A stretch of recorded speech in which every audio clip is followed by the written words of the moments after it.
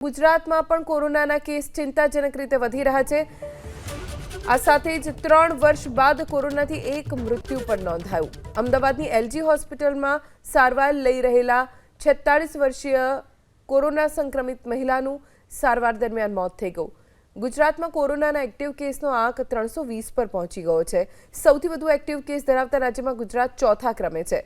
ગુજરાતમાં છેલ્લા 24 કલાકમાં એક્ટિવ કેસમાં 55નો વધારો થયો।